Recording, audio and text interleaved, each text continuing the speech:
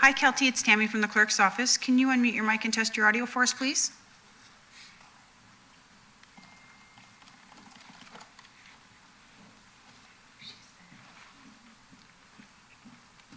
Hi, Kelty. I can see you, but I can't hear you. Thank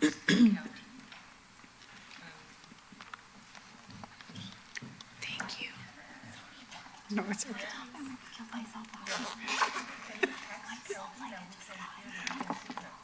I'm thinking to myself, I'm like, I can't even lock my door. Thank you. Kelty, I still can't hear you. Counselor Fortini, I see you're online. Can you unmute your mic and test your audio for us, please? Yes, good afternoon. Good morning. I can hear you. Thank you.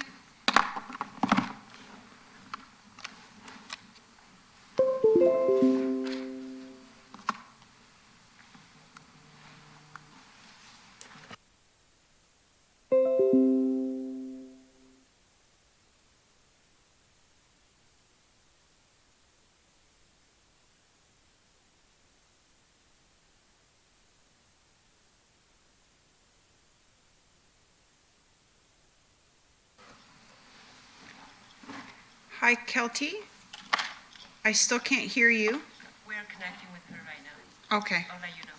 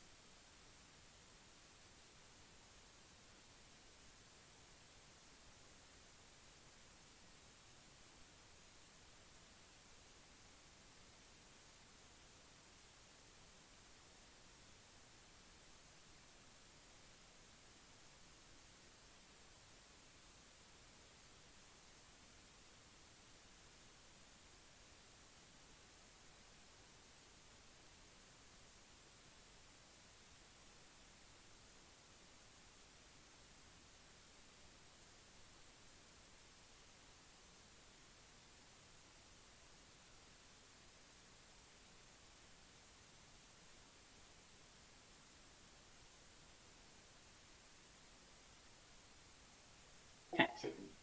Okay, hopefully they can hear me now. Yes, we can actually. Okay, good. Okay, so I can unmute myself now though, right? Yes, thank you. Yeah. Yeah.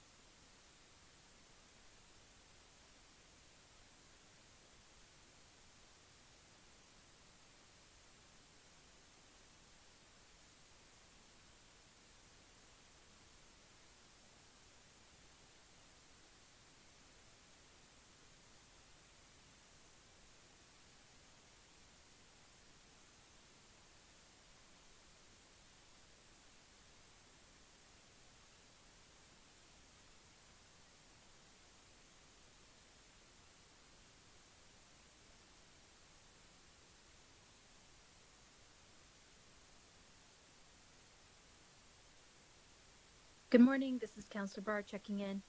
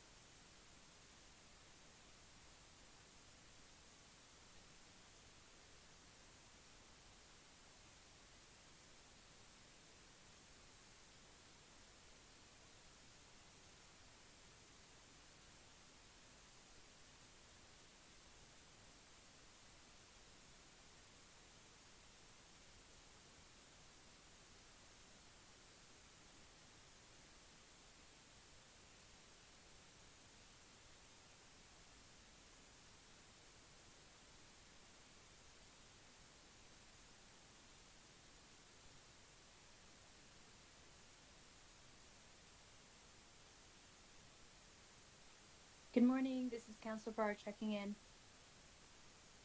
You're coming through clear, Counselor Brar. Thank you.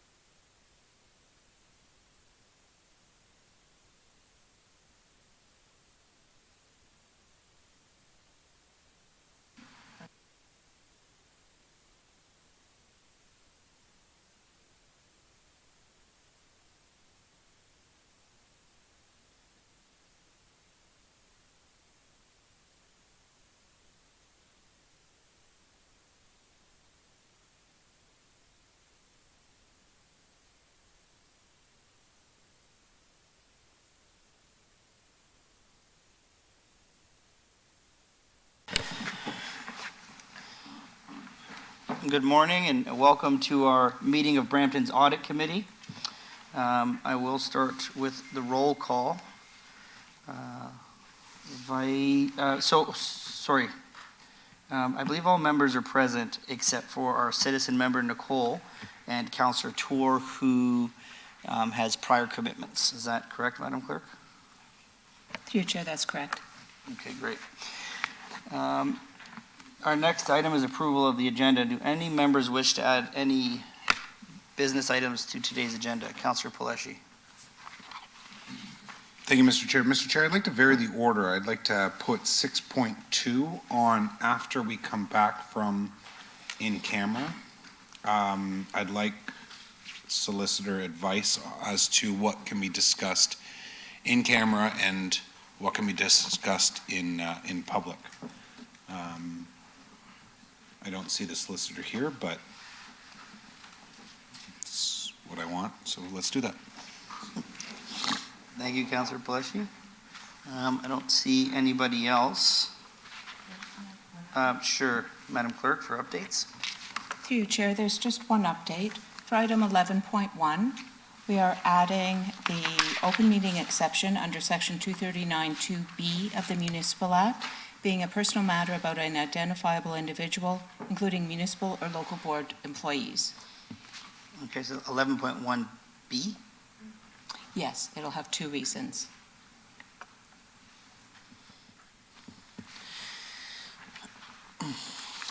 Okay.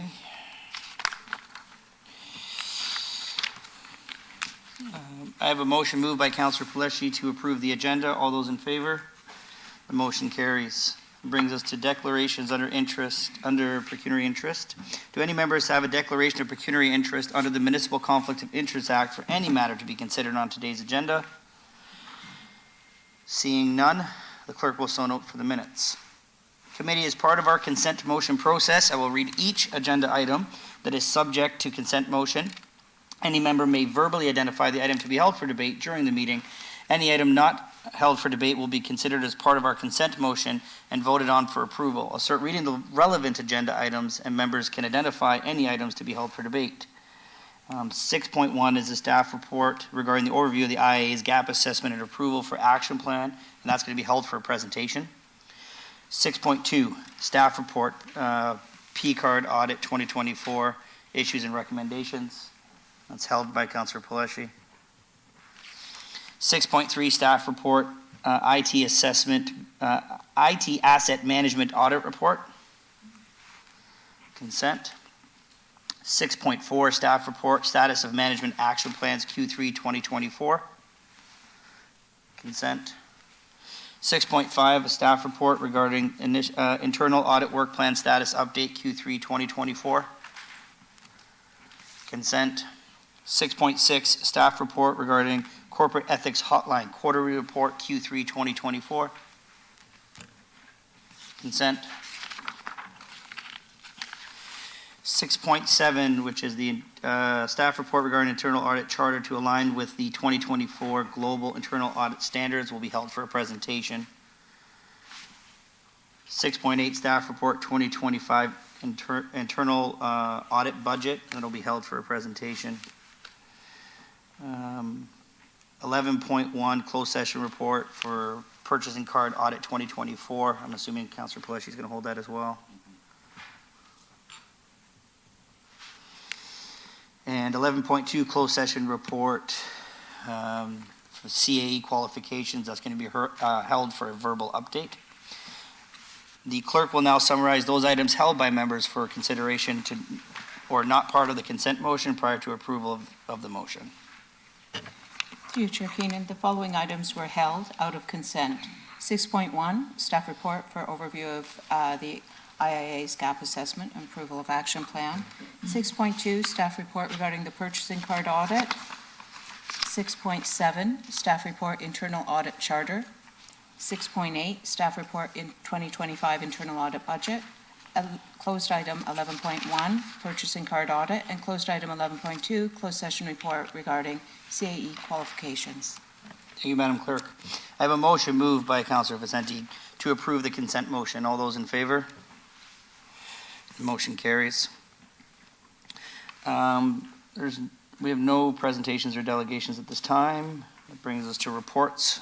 So our next item is 6.1, a staff report titled Overview of the IA's Gap Assessment and Approval of Action Plan. And there is a presentation for this, correct? Okay.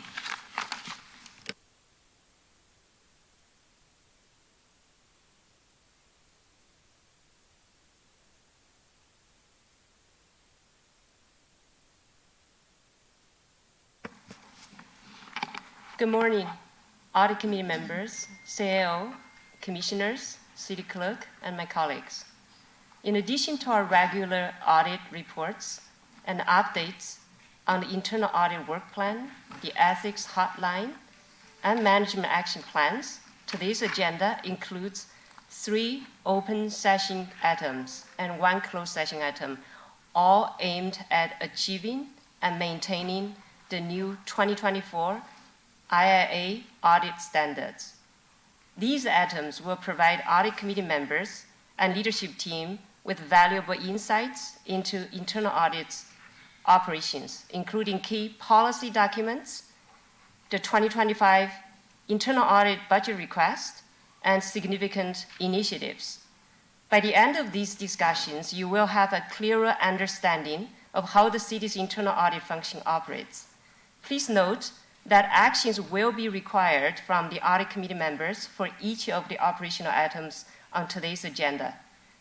Let's start with an overview of the recent IIA gap assessment conducted against the new 2024 IIA standards. The global internal audit standards are established by the Institute of Internal Auditors and set the global benchmark for best practices in internal auditing, ensuring audit functions deliver value and maintain credibility. The standards, consisting of 15 guiding principles and 52 specific standards, set the bar for how internal audits should operate. Not meeting the standards carries with it a negative reputational risk. The gap assessment was conducted to evaluate how well our internal audit function aligns with the new IIA standards that will take effect on January 9, 2025. It plays a crucial role in ensuring that we are on track to meet these updated requirements. Why is this important? There are 2 key reasons. Our external reviews in 2017 and 2020 identified significant amount of areas for improvement, and the new standards are even more stringent. We're taking a proactive approach to achieve full conformance by 2025. The quality assessor confirmed that we are heading in the right direction, but emphasized that additional resources are needed to fully meet the new requirements. To address the gaps identified, we've requested an additional lead internal auditor in our 2025 budget to manage 3 critical unmet mandates. Number 1, validate the implementation status of management action plans. Number 2, develop and maintain an internal audit quality assurance and improvement program, especially in internal assessments, conducting ongoing monitoring and self-assessment against the IIA standards and reporting it to the audit committee on a regular basis. 3, enhance the assessment of fraud risk facing the city and integrate fraud risk assessment in each audit engagement. More details are in the 2025 budget report being discussed later today.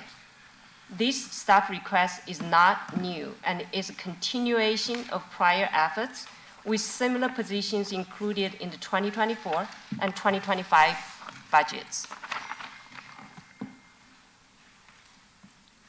The key action required of the Audit Committee today is to review and approve the action plan outlined in Appendix 3 of the report, which details how internal audit intends to address the gaps identified in IIA's gap assessment.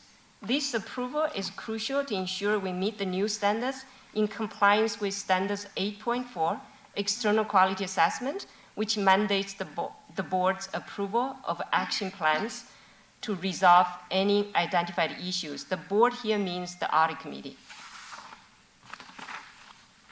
In conclusion, the IIA has completed its gap assessment of our internal audit function based on the new 2024 standards.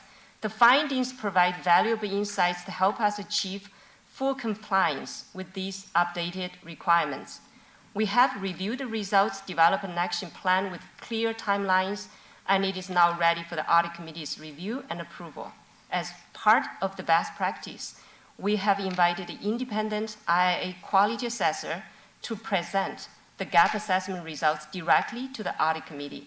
I would like to take this opportunity to thank the Audit Committee Chair and Vice Chair, the CAO commissioners, and management staff who participated in interviews with the quality assessor. I would also like to extend my sincere gratitude to the internal audit team for their cooperation throughout this process, particularly Mia Tree, internal audit manager. Mia's attention to detail and dedication were instrumental in coordinating this assessment and ensuring a thorough and successful review. First, let me share a bit about our IIA quality assessor, Kelty Donahue. Kelty has over 30 years of experience in internal audit, risk management, and governance, with a focus on conducting quality assessment across various levels of government and financial institutions. Kelty conducted a thorough evaluation of our operations against the standards, identified a clear path forward to ensure we meet the new requirements. We're fortunate to have her expertise guiding us through this process. Now, I would like to welcome Kelty to present the full results of the assessment. Kelty is online.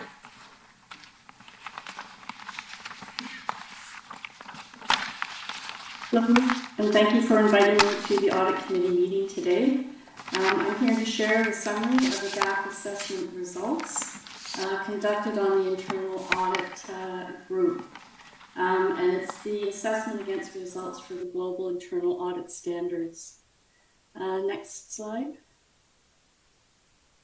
Some background on the assessment. So the Institute of Internal Auditors Quality Services, through my service to them as an independent consultant, performed a gap assessment against the 2024 standards, which become effective in January 2025.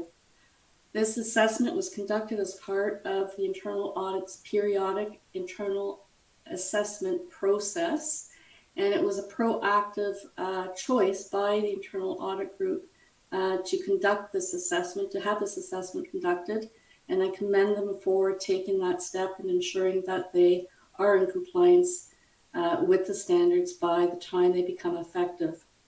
The assessment considered 4 domains in the standards. You'll see here domain 2, 3, 4, and 5. Just to let you know, domain 1 is the purpose of internal audit. It doesn't have any standards associated with it per se, and so that's why we're focused on the other domains. So domain 2 is ethics and professionalism. Domain 3, governing the internal audit function. Domain 4, managing the internal audit function. And then domain 5 is performing the internal audit services. There are some principles under each of these domains, and there are standards associated with each of those principles. So in all, there are 14 principles and a total of 52 standards against which this assessment was conducted. The independent assessor, me, was selected by the Institute of Internal Auditors Quality Services. So I reviewed policies and procedures in place as of January 30th this year, in place by the internal audit group. And those policies and procedures were established based on the 2017 standards and have not necessarily incorporated the additional requirements and essential conditions introduced in the 2024 standards. Next slide.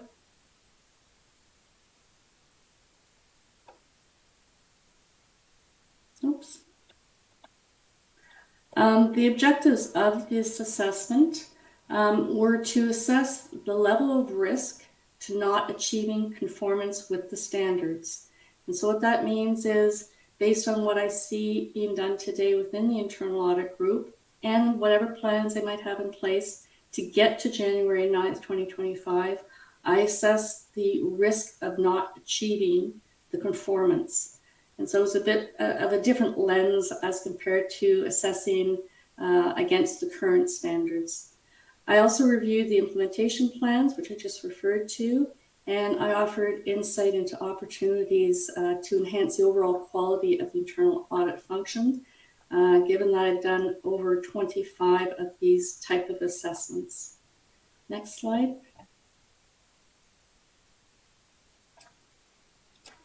So the scope of this assessment included the operations of the internal audit function as set forth in the internal audit charter, which defines its purpose, its authority, responsibilities, and accountabilities. I used the standards, which become effective January 9th, 2025, as a criteria for assessment. Next slide. The methodology, it's pretty simple. I reviewed the information prepared by the internal audit group, and that was requested by myself, by the Institute of Internal Auditors. And I reviewed at a high level some sample files, completed files, along with the audit reports that were associated with them. I looked at the internal audits manual and specific policies and procedures, and I conducted a number of interviews, both with members of the internal audit group, as well as key stakeholders. I used also an evaluation tool that was provided by the Institute of Internal Auditors just to facilitate the review and the assessment. Next slide. Before I get into the overall results, I just wanted to highlight for you the assessment levels. So here, the definition used to evaluate conformance with the global standards, we have low, medium, and high risk of non-conformance. So for the low risk of non-conformance, there are two areas that we covered. We looked at the individual standards and to determine whether the internal audit activity conformed to the requirements of the standards in all material respects. And then for the principal level, we assess whether the internal audit activity achieves general conformity to the majority of the associated standards and at least partial for the others. At the medium risk level, for the individual standards, we assess whether the internal audit activity is making good faith efforts to conform, but falls short of some major objectives. At the principal level, the internal audit activity partially achieves conformance with a majority of the associated standards. And at the high risk area of non-conformance, here the internal audit activity is not aware of, is not making good faith efforts, and is failing to achieve many, if not all, of the objectives of the standards. And for the principal, the activity does not achieve conformance with the majority of the standards associated with that principle. Next slide. So in terms of the summary, high level, as you can see, for each of the domains that I mentioned earlier on, you can see the principles listed there and the rating that I have provided based on the review that I did. So in most cases, and congratulations to the internal audit group for all their efforts, there is a low risk of non-conformance, and I think they're in very good shape in terms of meeting the new standards. There are two areas where I'll go into a little bit more on the next slides. Under governing the internal audit function, we have a medium there, which is overseen by the board. And then under performing audit services, communicate engagement results and monitor actions, that is also a medium. So as Claire mentioned earlier, internal audit is firmly set on the path to improving the effectiveness and is actively striving for the highest level of quality and professionalism as evidenced by this gap. And the recommendations further on will help them move towards full conformance with the standards by January 9th. Next slide. Successful practices. So before we get into the key areas of risk to conformance, I just wanted to highlight some of these successful practices for internal audit. Internal auditors themselves demonstrate integrity in the work and behaviors and an unbiased attitude. They apply knowledge, skills, and abilities to fulfill their roles. And they also, in the fourth bullet, are well qualified with appropriate certifications and are focused on continuous improvement, professional development. The audit committee itself establishes, approves, and supports the mandate of the internal audit function and its independence. And the CAE, Claire, based on the interviews conducted, is highly regarded for her strategic focus, her leadership, and her management skills. And I commend Claire for all the efforts in terms of getting ready for this assessment and getting ready to conform with all the standards, and for Mia as well in terms of her support to the whole process. And finally, the internal audit reports are of very high quality. They're written at the right level with sufficient detail for the readers. Internal audit recommendations are seen as useful, and they provide value add to the city's governance, risk management, and control processes. I just wanted to highlight one thing in terms of the successful practices. I just wanted to highlight the videos that were prepared for the new standards for sharing with the audit committee and with senior management, particularly on the essential conditions that need to be in place for internal audit success. So all, Claire, the chair of the audit committee, and the CAO, all working together to make that happen. I think it provides a really powerful message for the organization. So I commend you all on that. Moving on to the areas of risk to conformance to the new standards. The first is ensuring that a new mandate and charter consistent with the new standards is established. And I believe that's on the agenda as well today. Revising the annual attestation of the Internal Audit Code of Ethics. In the previous or in the current standards that were prepared in 2017, the Code of Ethics is something that is separate from the standards. In the new global standards, the ethics are included under Domain 2, Ethics and Professionalism, and so there's a need to revise the attestation. The next one is and a really important one for the audit committee as well as for the internal audit group is updating, documenting, executing, and reporting on the quality assurance and improvement program, both internal and external assessments. There have been some external assessments conducted. Internal, there are two aspects to that. There's ongoing assessments, which are usually done at the engagement level. And then there are periodic assessments, which are usually done on an annual basis and cover all the standards. And so just making sure that whole program is well established, that the reporting is rigorous reporting to both senior management and the audit committee. For the audit committee, this is one area that you get comfort in terms of the quality of the information and reports that you're getting from internal audit in terms of them conducting the work in conformance with the standards. Confirming implementation of recommendations and management actions by having internal audit perform follow-up assessments. That's another important aspect in terms of ensuring that the identified gaps to risk have been addressed by management and verified by internal audit. And then finally, updating the internal audit manual generally to align with the new standards, but also to cover two important areas.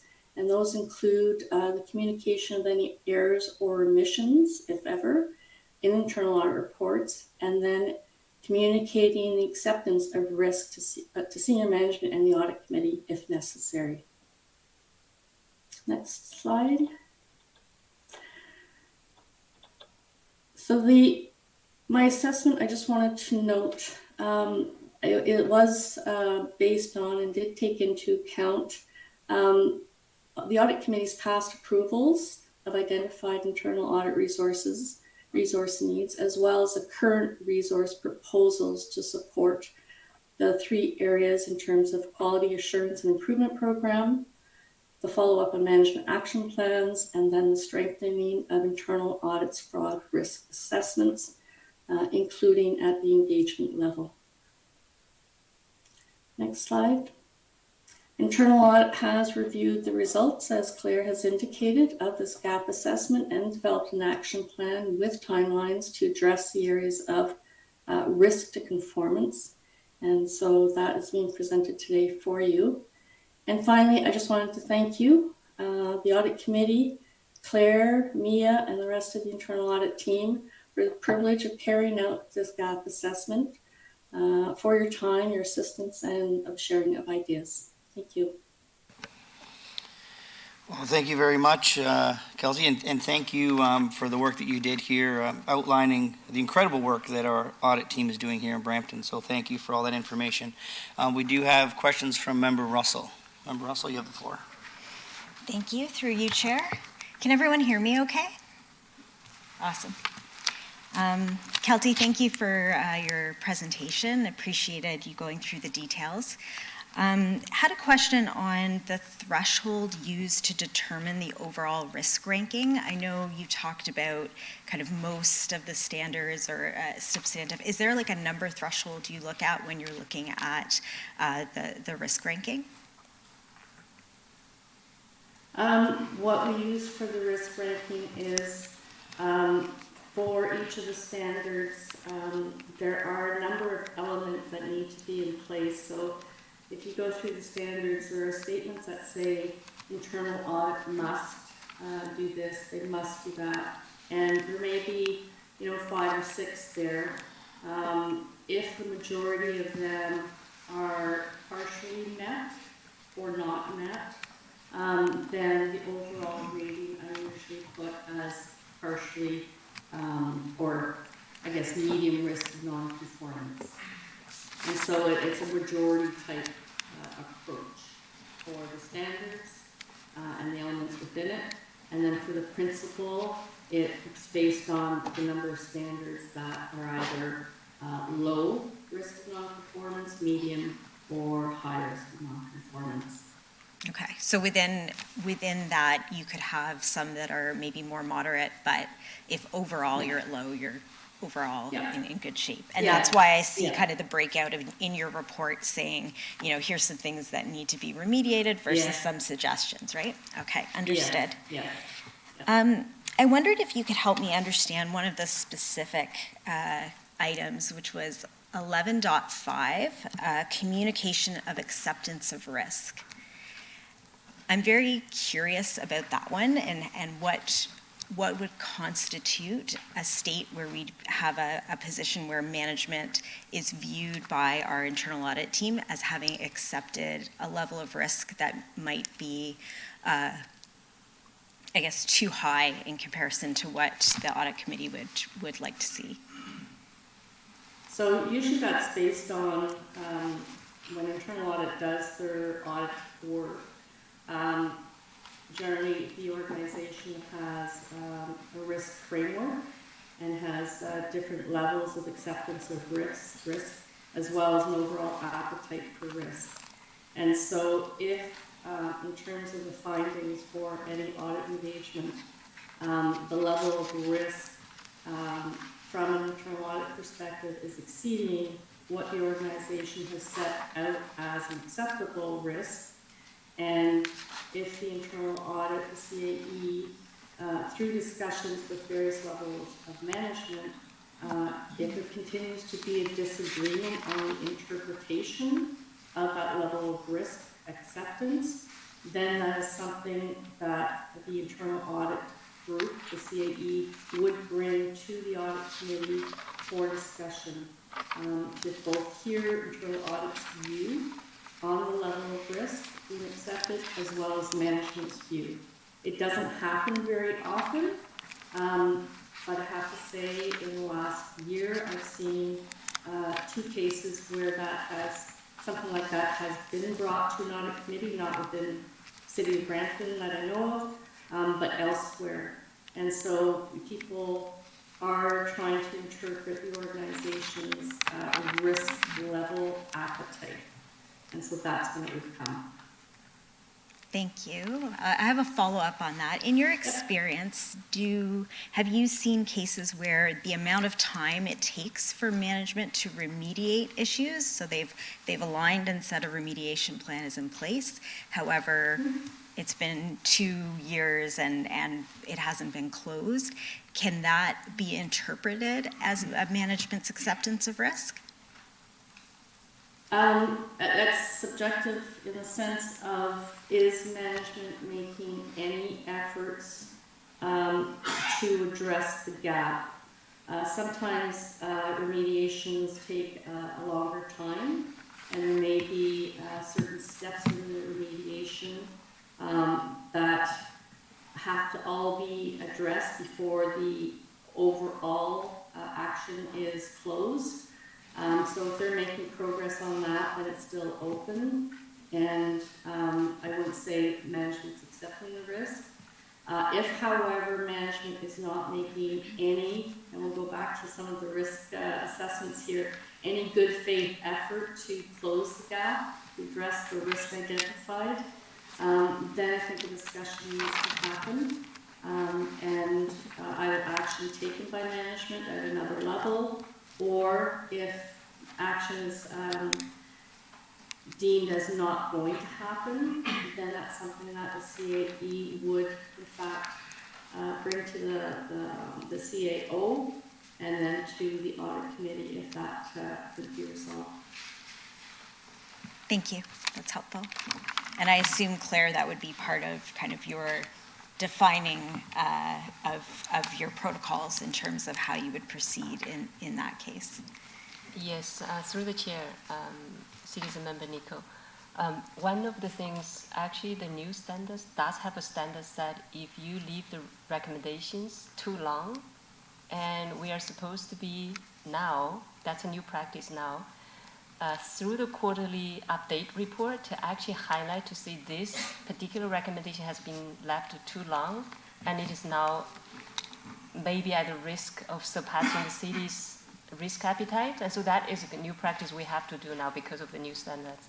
So we'll be highlighting that.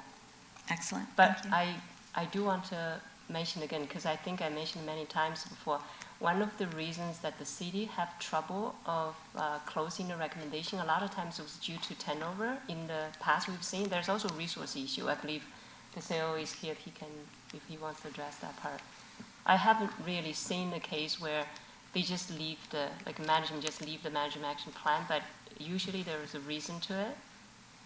Okay. Understood. It speaks to what Kelty was saying about good faith efforts. Understood. Yes. Thank you, Mr. Chair. Thank you, Member Russell. Okay, seeing that we have no more questions, I have a motion moved by Member Russell to receive the presentation and approve the staff report. All those in favor? The motion carries. Prior to moving on, obviously I would like to welcome Member Russell and Councillor Tour for joining us a little bit late. Brampton traffic gets the best of us all. In that being said, I am going to ask for committee's indulgence to for a motion to reconsider what went into the consent motion, to pull some items out that Member Russell has questions on. So we have a motion moved by Member Russell to reconsider the consent motion to bring back out 6.3, 6.4, and 6.6. All those in favor? That motion carries, seeing that we have 2/3.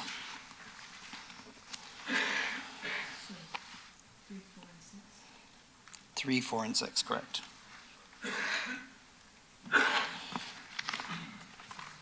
And now moving on, 6.2 has been moved, so we go to 6.3, which is staff report for IT, asset management audit report, and Member Russell, you have the floor for your questions. It's hopefully a pretty simple question through you, Chair, to Claire. Claire, in the report, it says that there's no financial implication associated with this report. Is that because there was no identification of any immediate financial risk? Because the reason I ask this question is because I would think that there is a risk of financial loss given the access issues raised, but is it because there was no loss actually identified through the course of the audit? Through the chair to Citizen Member Russell, when we say that there is no financial implication, sometimes there's just, you cannot actually put a number. You cannot quantify the risk. And the other thing is, yes, the risk is definitely there, but we haven't seen an actual violation that causes harm at the minute, right? Okay, That's probably where we are. thank you. That helps clarify for me. Thank you. We have a motion moved by Councillor Tour to receive the staff report. All those in favor? The motion carries. That brings us to 6.4. Staff report regarding the status of management action plans for Q3 2024, and this was also held by Member Russell. Do you want to put under? Thank you, through you, Chair. Actually, I think this one was actually answered in the course of my question on 6.1, which was really related to the length of time of outstanding action plans. So thank you for indulging me, but I think that one's been answered. Okay, great. So we have a motion moved by Member Russell to receive the staff report. All those in favor? The motion carries. 6.5 was in consent, brings us to 6.6. Corporate Ethics Hotline Quarterly Report, Q3 2024, and this was also held by Member Russell. Through you, Chair. Just one question on this one for Claire. I noted that the embezzlement or fraud was not looked into by the internal audit function. Was it referred to another department or agency, similar to the miscellaneous case, which was delegated to HR?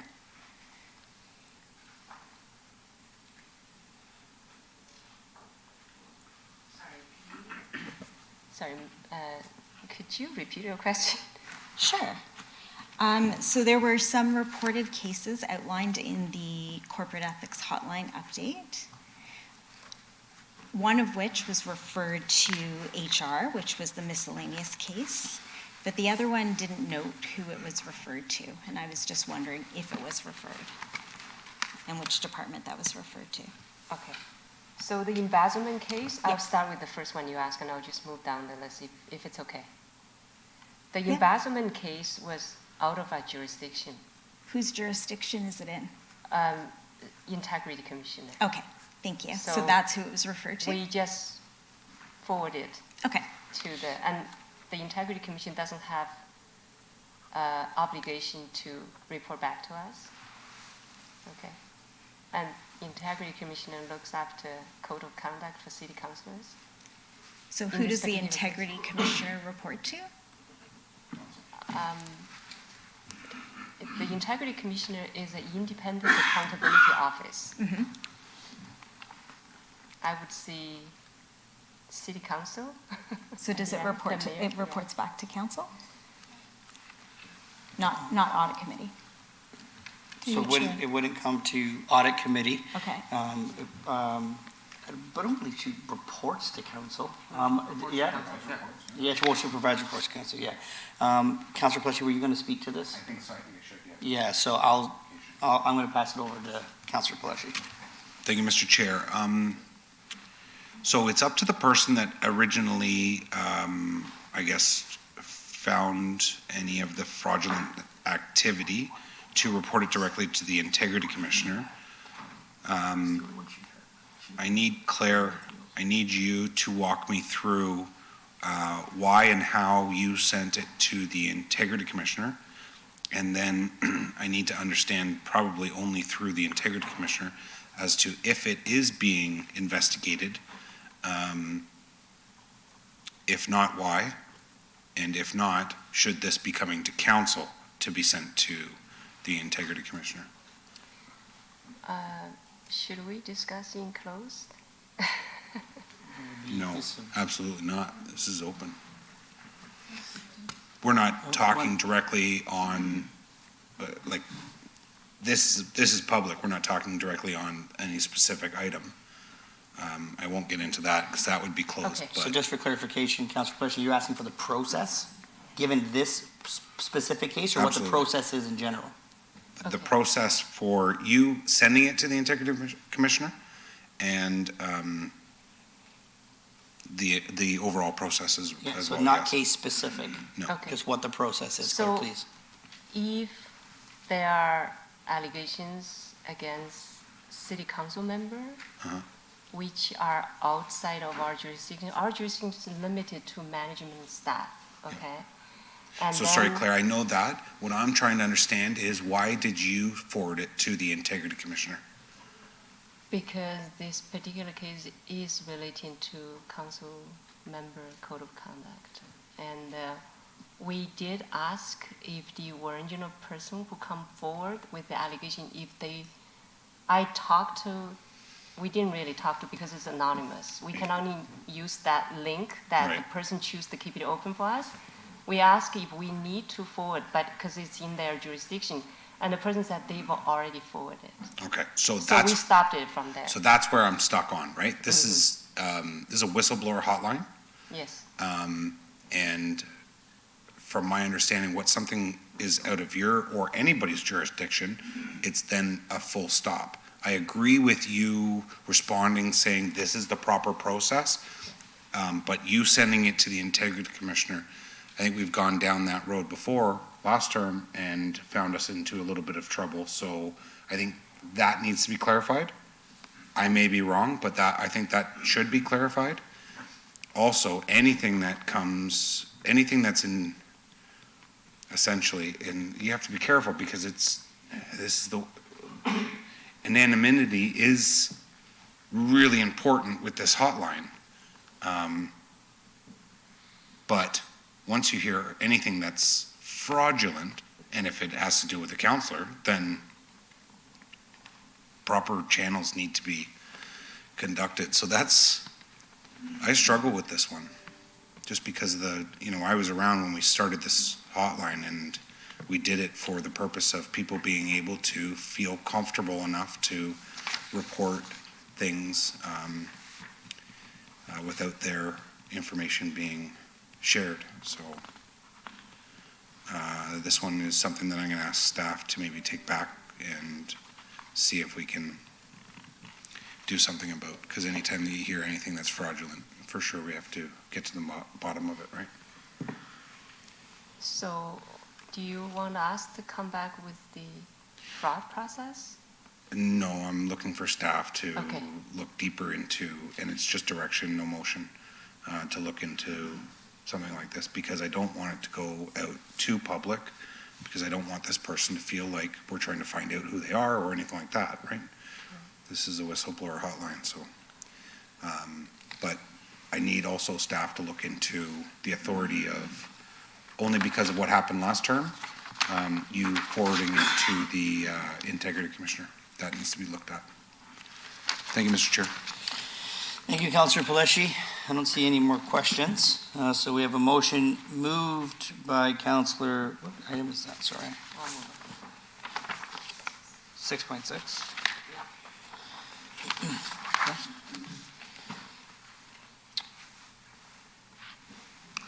We have a motion moved by Councillor Tour to receive the staff report. All those in favor?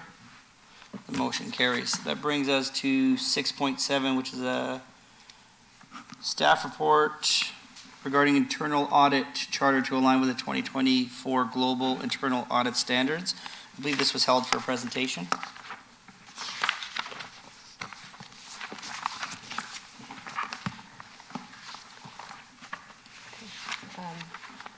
Audit Charter is the single most critical policy documents for the internal audit function.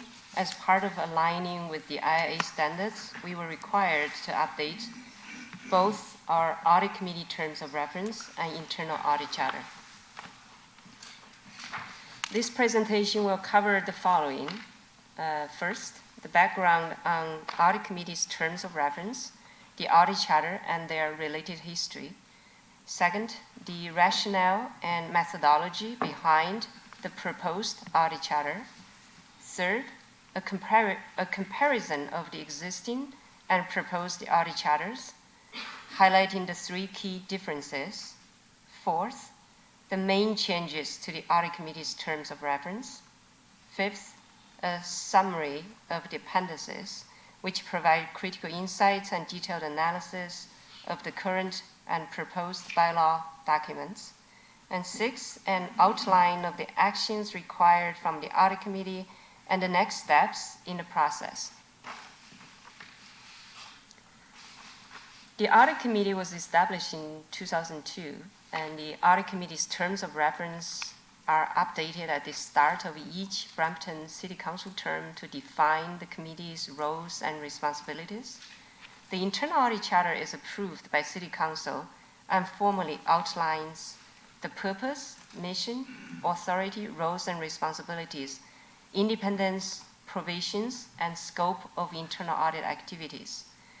In June 2023, we consolidated both documents and enacted it into bylaw 108-2023. The IIA standards require the Director of Internal Audit to conduct an annual review of the internal audit charter to determine if any revisions are needed. The IIA standards further outlines 5 key factors driving the charter revisions. The first being a notable change in the global internal audit standards. The second being the addition or removal of a municipal service or program. And third, a major turnover in the CLT or the audit committee. And fourth, major shift in the organization's strategies, objectives, risk profile, or operating environment. Fifth, new laws or regulations affecting the nature and or scope of internal audit services. With the release of the new IIA audit standards on January 9, 2024, a review of the city's internal audit charter and audit committee terms of reference will be necessary. Here are the key standards driving our charter updates, with a focus on IIA Standard 6.1 and 6.2. These standards are essential for building an effective internal audit function. Standard 6.1, Internal Audit Mandate. These standards outlines the responsibility of the Chief Audit Executive to provide the board and senior management with the information necessary to establish the internal audit mandate. It ensures the audit function's role, authority, and scope are clearly defined. Standard 6.2, Internal Audit Charter. 6.2 requires the CAE to develop and maintain an internal audit charter. This charter must include the purpose of internal auditing, clearly defined in the mission of internal audit within the organization. Second, commitments to global internal audit standards, ensuring alignment with international best practice. Third, mandate, scope, and services, detailing the types of services to be provided and specifying the board's responsibilities and expectations regarding management support of the internal audit function. Standard 6.1 and 6.2 emphasize the approval of the internal audit charter, including the mandate, scope, types of audit services. It's a core responsibility of the board, meaning the audit committee. The audit committee must also engage with the CAE and senior management to discuss the authority, role, and responsibilities of the internal audit function, to approve the internal audit charter, ensuring it enables an effective internal audit function by covering all necessary elements. Third, identify additional areas for inclusion through discussions with the CAE and senior leadership and enhance the charter's effectiveness. These standards are not just regulatory requirements, they are the foundation of a robust internal audit function. Aligning with our charter with these standards strengthens transparency, accountability, and overall effectiveness of our audit processes. This slide outlines the basis and methodology for our proposed internal audit charter. Our proposed charter is primarily based on IIA's public sector model charter, ensuring adherence to best practices in public sector internal auditing. To maintain continuity, we retained key elements from the previous charter while introducing new sections to address evolving needs. Notably, we have explicitly defined administrative reporting responsibilities based on feedback from the IIA quality assessor. In an effort to streamline the documents and reduce redundancy, the Audit Committee Oversight section from the IIA's model charter has been relocated to the Audit Committee's terms of reference. This adjustment clarifies the Audit Committee's comprehensive roles and responsibilities, ensuring a more structured governance framework. Additionally, we incorporated feedback from the corporate leadership team into the proposed charter, ensuring it aligns with the organization's current governance needs and addresses the internal audit charter and internal audit mandate. By preserving essential components and integrating valuable feedback, we are confident that this enhanced charter will fully align with the IIA standards and meet the specific needs of the City of Brampton.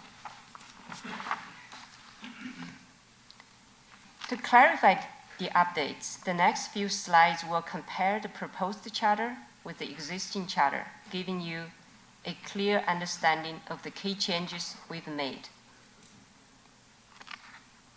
We've reorganized the charter to align more closely with the IIA's public sector model charter, emphasizing the 2024 standards and their 5 key domains. As a result, the headings have been updated for improved navigation and clarity. Although sections have been renamed, the underlying information has not significantly changed. For instance, the CAE role was found in the scope section of the existing charter, and now in the new charter, there is a separate section just for the CAE role. We've retained important historical provisions to maintain continuity, such as not allowing internal audit staff to be seconded to other areas, which helps safeguard our audit objectivity. We've also introduced new sections and updated wording to address evolving needs, including clearly defining administrative reporting responsibilities based on feedback from the gap assessment.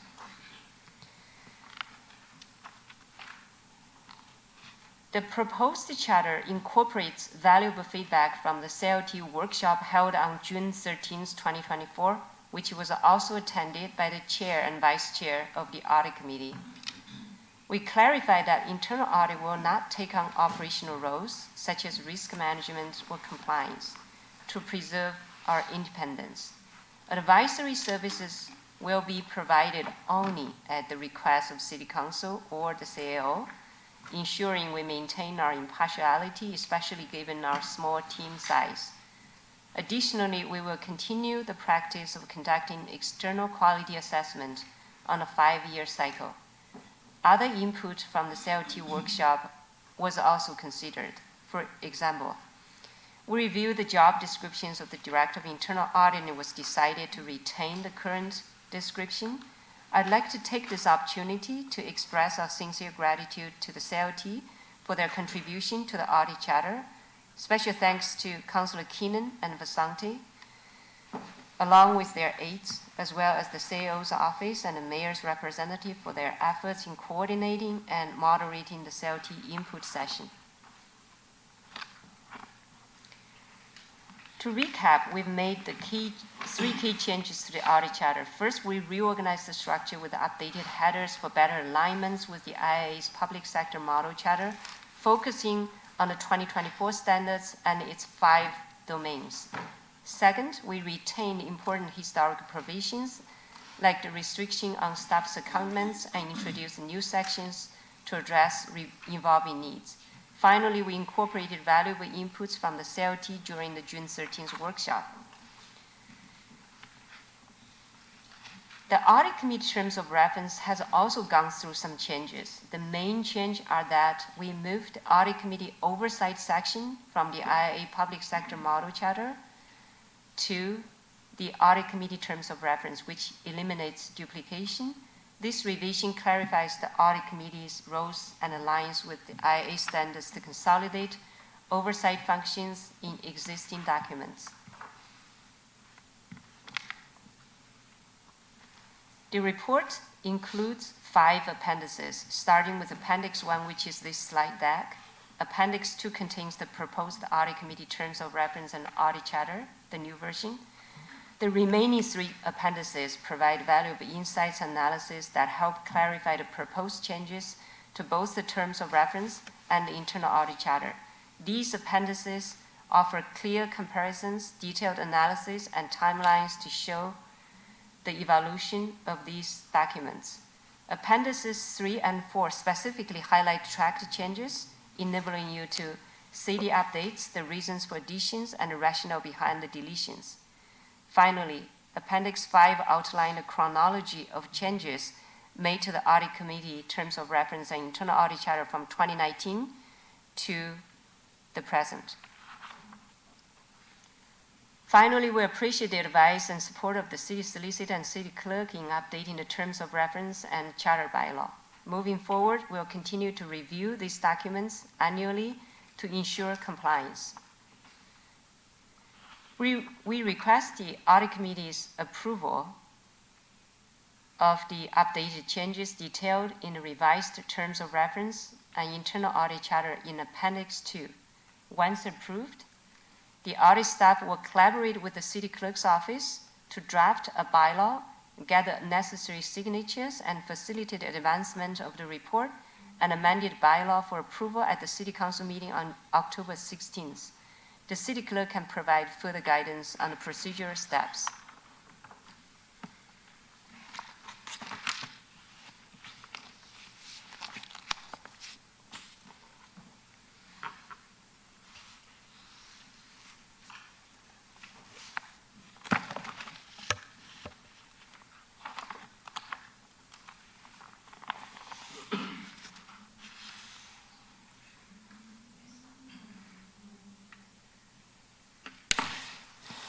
Okay, committee, we have that motion on the screen.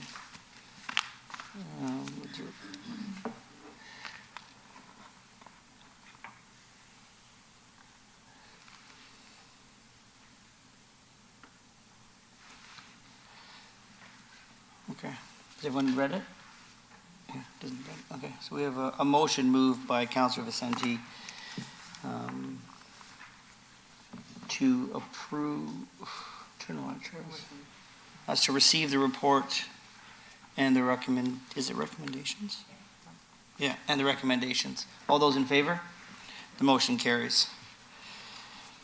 This would bring us to 6.8.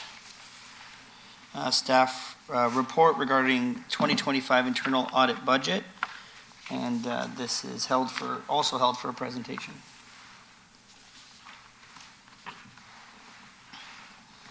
By now, you're familiar with the IAA standards and our ongoing journey towards full conformance. Our 2025 budget request is focused on closing funding gaps to achieve and maintain compliance with these standards. Additionally, the budget is designed to strengthen the Audit Committee's ability to fulfill its oversight and stewardship responsibilities.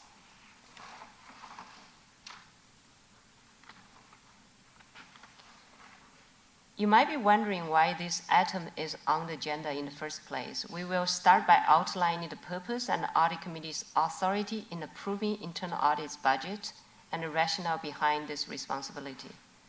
Then we will explore the story behind the numbers, giving context to the budget request. Following that, we will provide an overview of internal audit's budget request and walk you through the details of each incremental item, highlighting the relevant IIA standards linked to these needs. Finally, we will wrap up with the budget summary and outline the actions required from audit committee members. According to the audit committee terms of reference and the IIA standards, the audit committee must approve the internal audit's budget and resource plan. For your information, anything on the screen that is blue, that's a direct quote from the IIA standards. This is to ensure audit independence and resource adequacy. This slide outlines the background and rationale behind our 2025 budget request. From 2020 to 2022, internal audit faced significant capacity challenges, mainly due to historical staffing issues. Chronic understaffing and high turnover rates left us operating at times 42% below capacity. Furthermore, below market salaries made it difficult to attract and retain skilled professionals, which impacted our overall effectiveness. In 2023, we conducted comprehensive reviews of audit staff roles to address these challenges. We introduced competitive salaries, which helped fill vacancies and significantly reduced turnover. Structural changes were also implemented to streamline the audit report approval process, improving overall efficiency. Additionally, we enacted the audit charter into the city bylaw and revised the fraud governance structure, reinforcing our commitment to audit independence. As a result of this effort, by 2024, we had strengthened our audit team, leading to greater effectiveness. Our team is now more experienced and resilient, with most staff holding over 10 years of internal audit experience and multiple certifications in accounting and auditing. We have made significant strides in aligning with the global internal audit standards. The quality assessor has recognized our progress towards improving the effectiveness of our operations and our commitment to achieving high levels of quality and professionalism. However, the assessor also identified the need for additional resources to address several unmet mandates and achieve full conformance with the new standards. The three risks to non-conformance with the IIA standards are insufficient resources to validate management action plans, limited capacity to conduct ongoing monitoring and self-assessment against standards, and insufficient rigor in assessing the city's fraud risk and incorporating them into individual audit engagements. On the fraud risk assessment, one major challenge is the lack of funding to monitor the ethics hotline since establishment in 2016. Without proper resources, we cannot effectively triage and assess allegations received, nor manage associated investigations and documentation. While we are confident we can address most of the areas for improvement identified in the gap assessment with our existing resources, the above three gaps cannot be closed without additional support. With the requested resources, we anticipate closing these gaps and achieving a fully effective internal audit function by mid-2025. It is important to note that the support of the audit committee and the CAO's office was critical in securing the necessary resources and implementing the changes that took place in 2023, particularly in audit staff role reviews, adding an audit communication staff member, and enhancing IT audit continuity. It is important to highlight that failing to meet these standards poses a significant reputational risk. These slides provide an overview of our 2025 budget request. The City of Brampton, like many other cities, follows an incremental budgeting approach, meaning that each year's budget approval focuses on new incremental requests. Starting with our 2024 budget of $1.9 million, our baseline request for 2025 is $2.2 million, This represents a $255,000 increase over the previous year. The baseline budget is essential to closing funding gaps, fulfilling our mandates, and achieving and maintaining conformance with the IIA standards. The baseline budget request of 2020 of $2.2 million is the minimum required to mitigate reputational risks and address all conformance issues identified in the gap assessment report. In addition, we are requesting $90,000 for recurring cyber audit funding to address cybersecurity, a key corporate risk. This will further support the Audit Committee in exercising its oversight and stewardship responsibilities within the city's governance structure.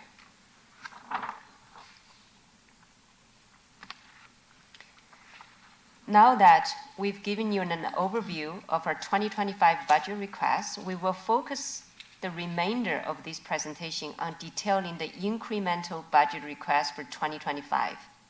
The total baseline incremental request of $255,000 is divided into two categories: $190,000 for incremental labor costs and $65,000 for other incremental expenditures.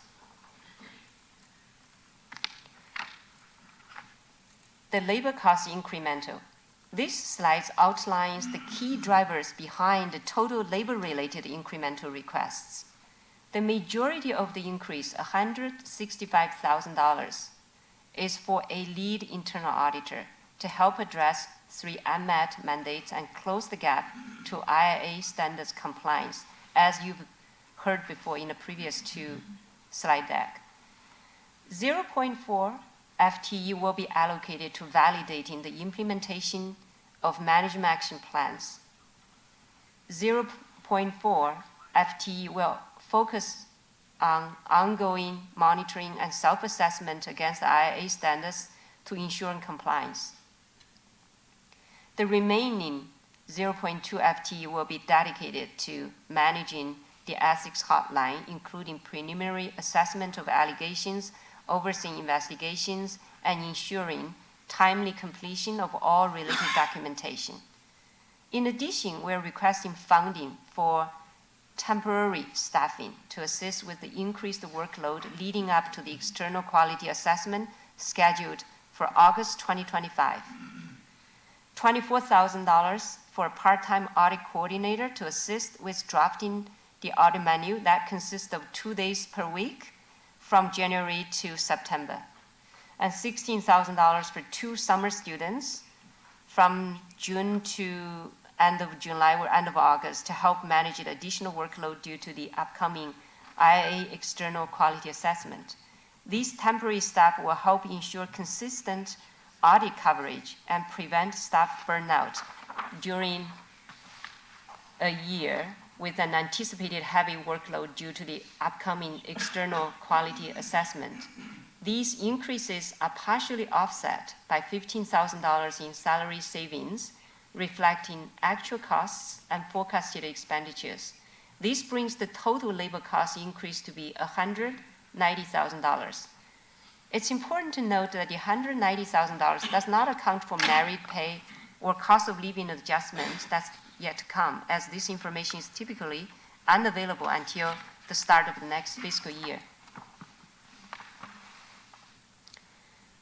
Our incremental request for all other expenditures totals $65,000. This includes $12,000 in operating adjustments to align with the actual cost and address rising expenses in staff development, association memberships, and mileage, primarily due to having a full staff complement. $14,000 for additional internal audit software licenses, such as the Audit Command Language and Pentana, which we use for conducting our audit analytics and for storing our audit working papers. With the full team, we now require additional licenses for staff to perform their work. $39,000 to restore the professional consulting services budget following last year's reduction.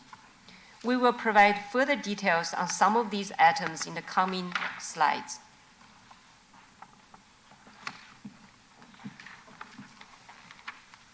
Let me provide more details about our request for an additional lead auditor. This position is essential for addressing 3 key IIA standards. Standard 15.2, confirming the implementation status of audit recommendations.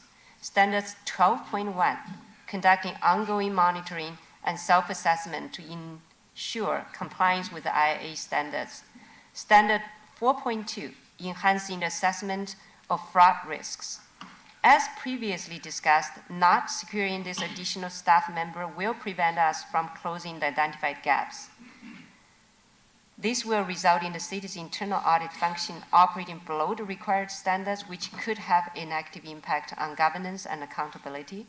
It is important to note the quality assessment report will be publicly available, just like the previous external quality assessment conducted in 2017 and 2020. This page provides the exact wording of the relevant standards. I won't go through them in detail, but they are included here for your reference. These slides provide context for the $39,000 request to reinstate our professional consulting services budget. It is important to clarify that this budget isn't a traditional consulting budget. It is specifically designed to support the internal audit function. Let's take a closer look at why this budget is essential for internal audit. Access to expertise. This budget allows the CAE to bring in external specialists for complex audits such as IT and cybersecurity, ensuring thorough risk evaluation. Compliance with the standards. It supports the CAE in maintaining proficiency and meeting IIA standards, particularly for specialized audits and during periods of high demand. Independence and objectivity. A dedicated budget enables the CAE to independently secure external assistance, reinforcing the independence and objectivity of the audit function. External quality assessment. This budget also funds periodic external quality assessment, which are crucial for continuous improvement and alignment with global best practices. In summary, maintaining this budget allows the CAE to remain flexible, uphold the IIA standards, and respond effectively to emerging risks. On the right side, the blue text highlights relevant standards. Standard 3.1, competency, and standard 9.5, coordination and reliance.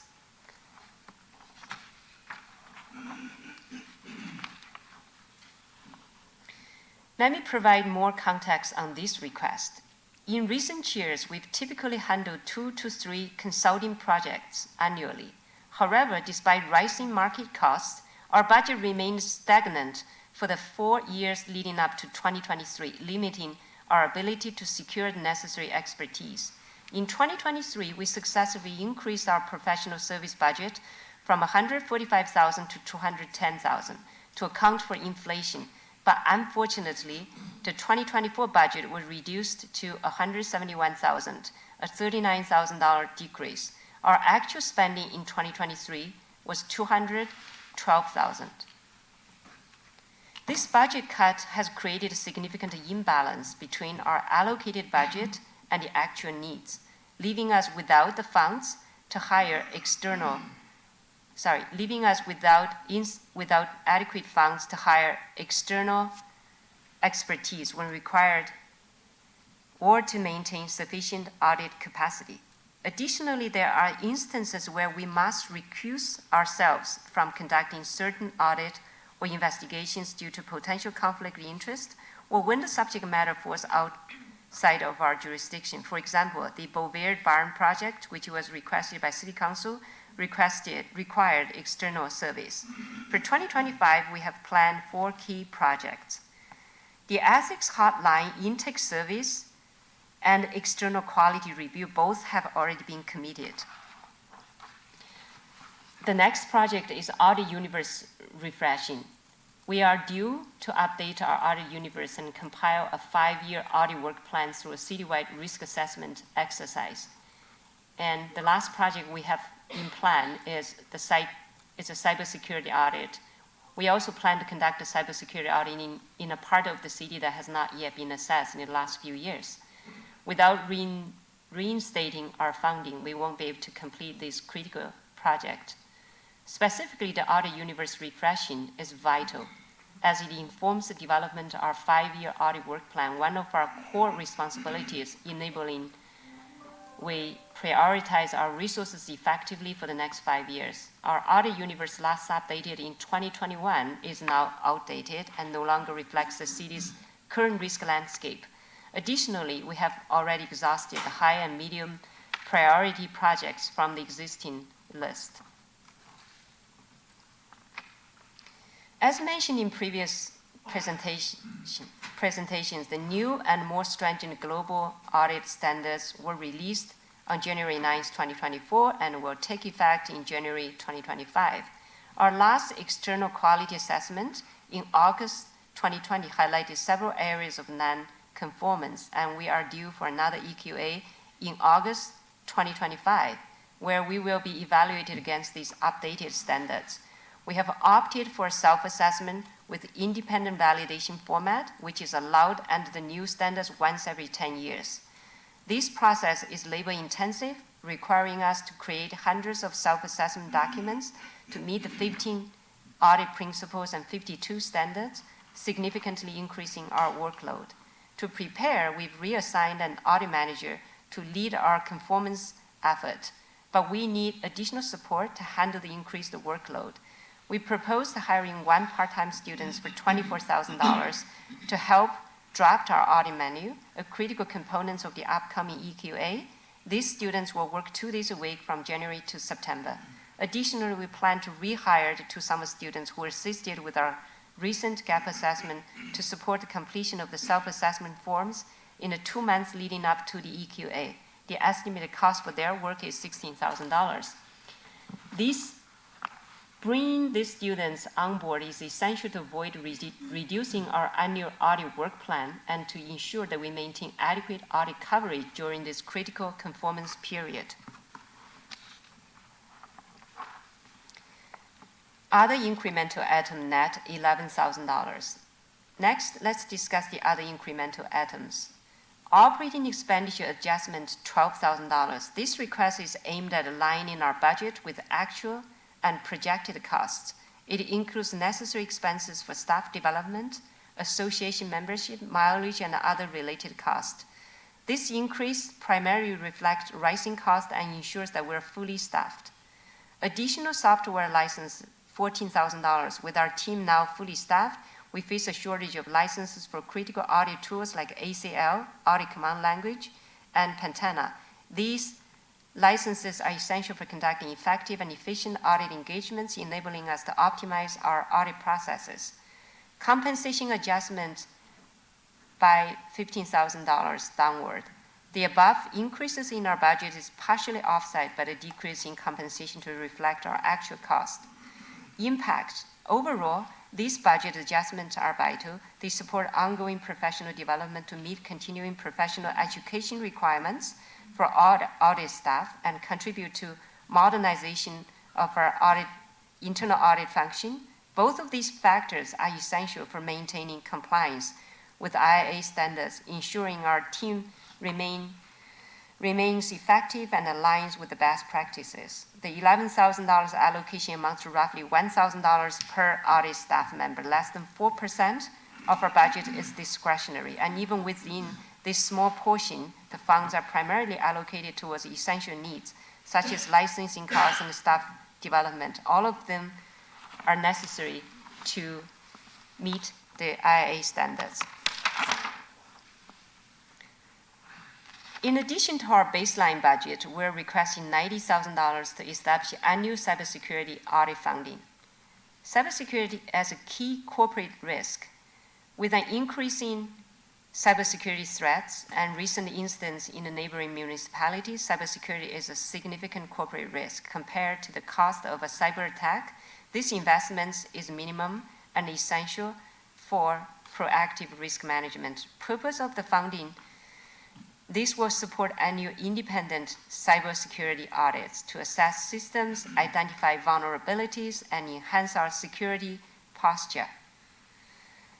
Alignment strategic priorities. It aligns with the city's strategic goals to protect digital assets and sensitive information.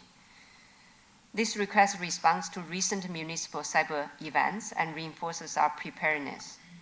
Securing this funding will strengthen our defenses and ensure we are equipped to handle future cybersecurity challenges. This slide recaps our incremental budget request. Everything to the left side of the red dotted line represents our baseline incremental request, totaling $255,000. These funds are essential to achieving and maintaining conformance with the IIA standards.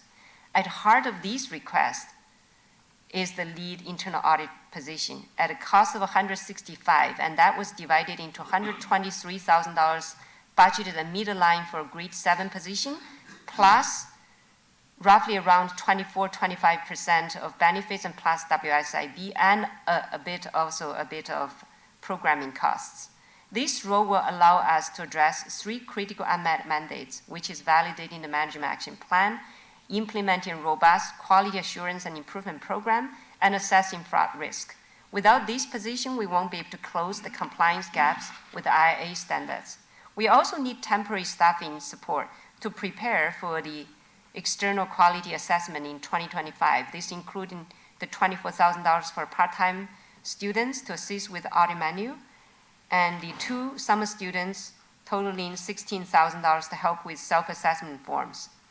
This additional support will ensure we're fully prepared for the assessment and can maintain adequate audit coverage during this critical period. Without it, we would have to further reduce our audit work plan next year to meet the conformance standards.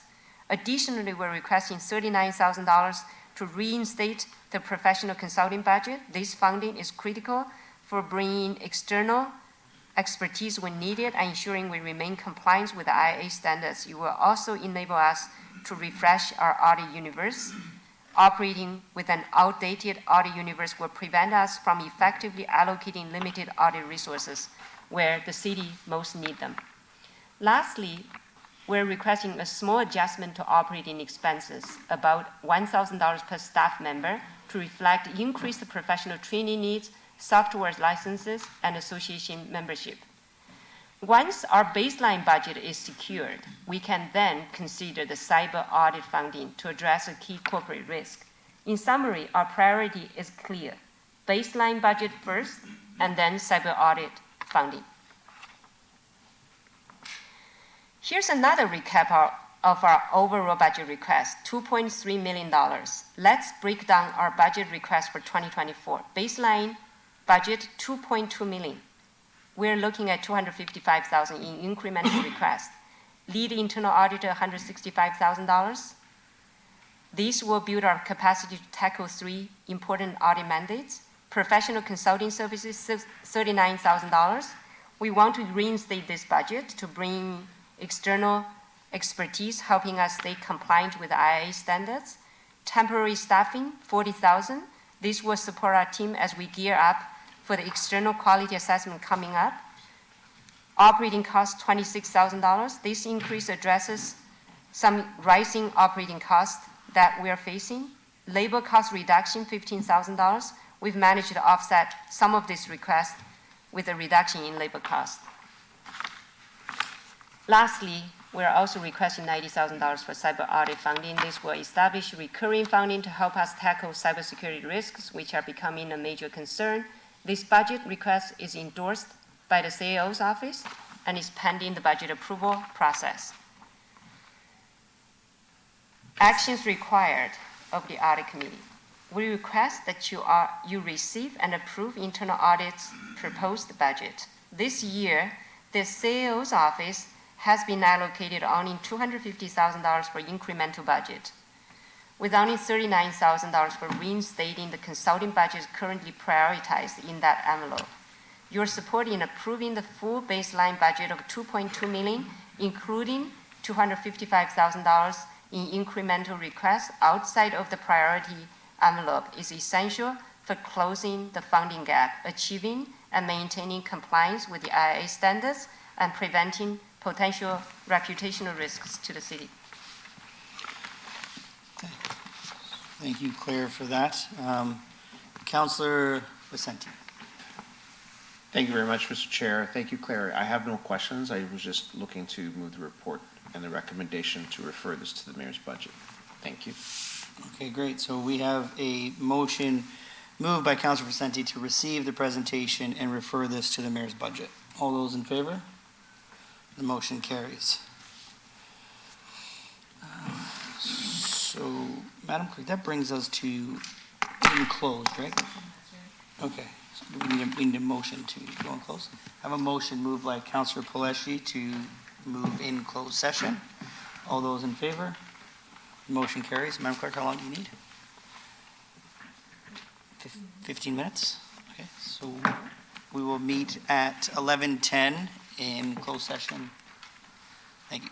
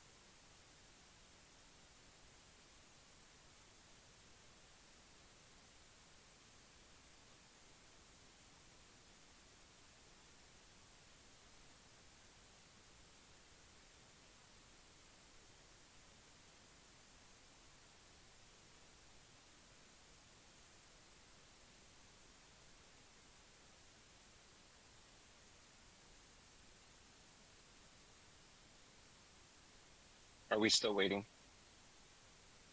Yes, Counselor Vasante, we are.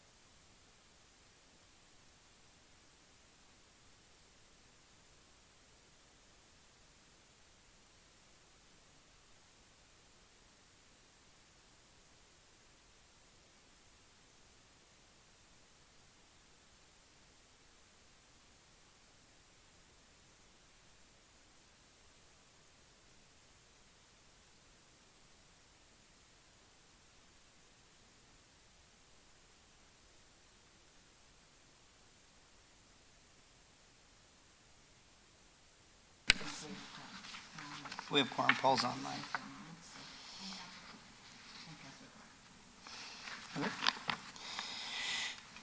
Okay, in continuing with the interest of transparency and open government, we'll report back in public session any outcomes from today's closed session business. As a result of closed session's business today, I wish to report the following. It's 11.1. Yeah, 11.1 first. Yeah, 11.1, purchasing P-card audit. This closed session report was referred to the October 16th, 2024 closed session. Please don't move it. Closed session of Brampton Council. 11.2, CAE qualifications. That was moved by Councillor Poleshi.